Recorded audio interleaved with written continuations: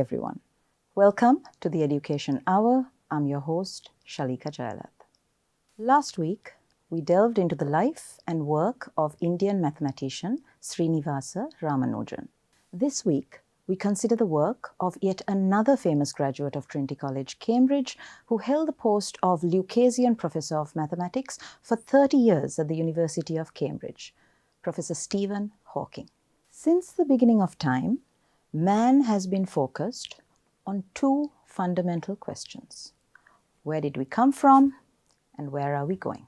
Religions such as Christianity, Catholicism, Judaism, Islam, and Hinduism all believe that the universe was created by God. Darwin put forward the theory of evolution, but perhaps wisely did not attempt to explain the origins of life.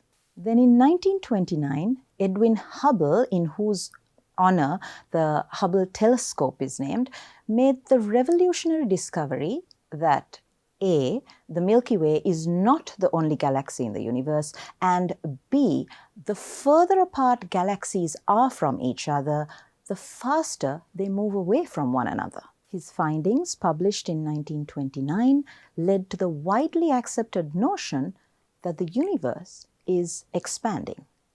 Now let's think about this. If, as we go forwards in time, the universe expands, then when we go backwards in time, the universe continually gets smaller and smaller. In fact, there would have been a time when the universe was infinitely small and infinitely dense. In short, there would have been a beginning. And this knowledge made the question of the creation of the universe something of interest to scientists. Was it the Big Bang or was it God? Enter English cosmologist Stephen William Hawking.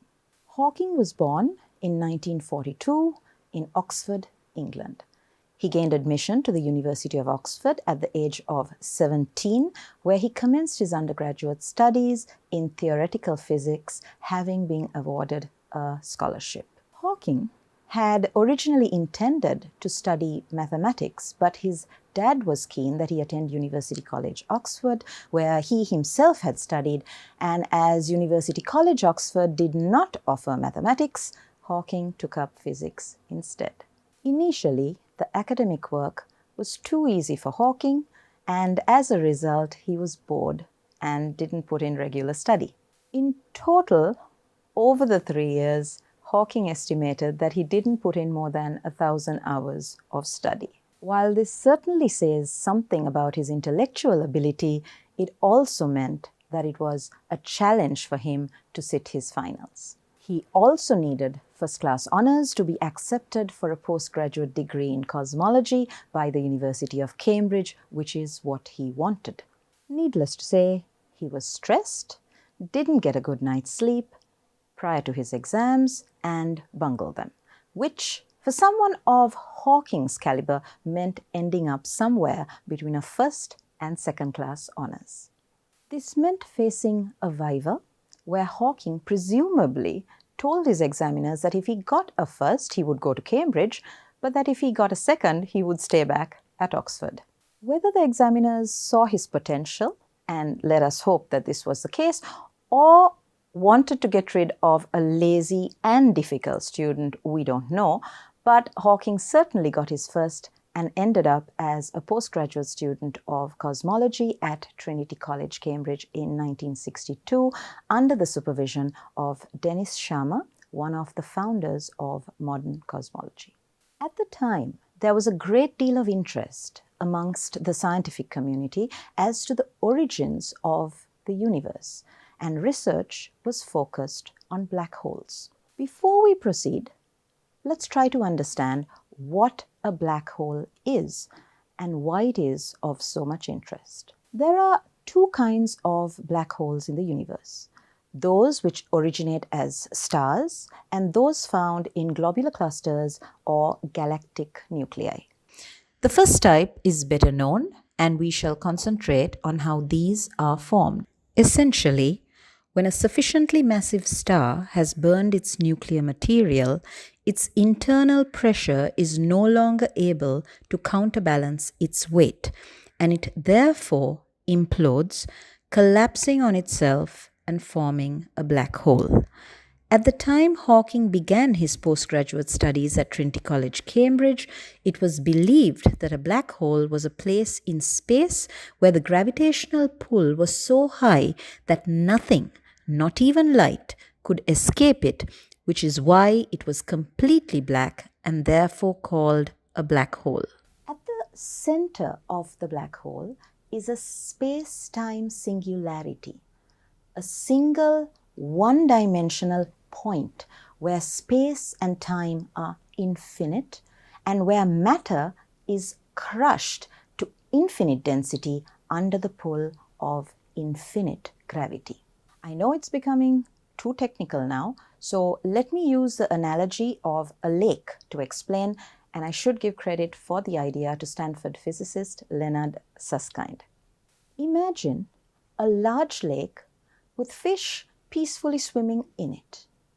Next, imagine that at the center of the lake there is a drain plug, which when unplugged would allow the water to drain out of the lake.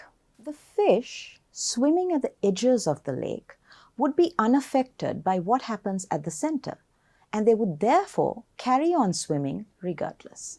However, as they swim closer to the center of the lake, there comes a certain point of no return where they get caught up in a whirlpool and cannot swim fast enough to get back to safety and are instead dragged down to the center of the lake and flushed out through the drain plug and crushed to pieces. The whirlpool is your black hole, and the point of no return is called the event horizon of the black hole, sort of the boundary at which the black hole starts. For the particles which fall into the black hole accidentally, like the fish, there is no turning back, and they are sucked into the center of the black hole where they approach the singularity and are crushed. Now, let's return to Stephen Hawking. A year after commencing his postgraduate studies in cosmology and black holes, he was diagnosed with an early onset, slow progressing form of motor neuron disease, or ALS, amyotrophic lateral sclerosis, a progressive nervous system disease that affects nerve cells in the brain and spinal cord, causing loss of muscle control. Hawking, not surprisingly, fell into depression and gave up on his studies. However, although he had difficulty walking without support and his speech was impaired, the initial medical diagnosis, which said that he had only 2 years to live, proved to be wrong, and with his doctoral supervisor Sharma's encouragement, Hawking returned to his studies. Inspired by the idea of a singularity at the center of a black hole, Hawking applied the idea to the entire universe and explored the concept of a singularity theorem, which works backward in time and shows that the universe may have started off as a singularity. Hawking obtained his PhD in 1966 and went on to propose the 4 laws of black hole mechanics. Much to his annoyance, a few years later, his own research provided findings that contradicted his second law, which claimed that black holes could never get smaller. This led Hawking in 1974 to probably his best-known finding, Hawking radiation. This is essentially thermal radiation that occurs just outside a black hole's event horizon due to relativistic quantum effects. The radiation reduces the mass and rotational energy of black holes and causes black holes to evaporate. It is this discovery that is probably Stephen Hawking's greatest contribution to the field of science, as it highlights a very significant paradox in our understanding of the universe. In physics, the microworld of atoms and subatoms are explained by quantum mechanics, whereas Einstein's general relativity explains gravity and the bigger structure of the universe. The issue in physics is that quantum mechanics and general relativity are not compatible with each other. Black holes are where these two theories meet. We have a black hole with a massive structure that follows the laws of general relativity, and then we also have them evaporating according to Hawking radiation and the laws of quantum mechanics. We also have another issue when a black hole evaporates. Information is lost, which goes against a fundamental law of physics that information cannot be lost. Information can be distorted, but it cannot be lost. But this appears to be what would happen when a black hole evaporates through Hawking radiation. In January 2014, he called the alleged loss of information in black holes his biggest blunder. Hawking was not able to discover a grand unified theory of general relativity and quantum mechanics that fully explains and links together all physical aspects of the universe.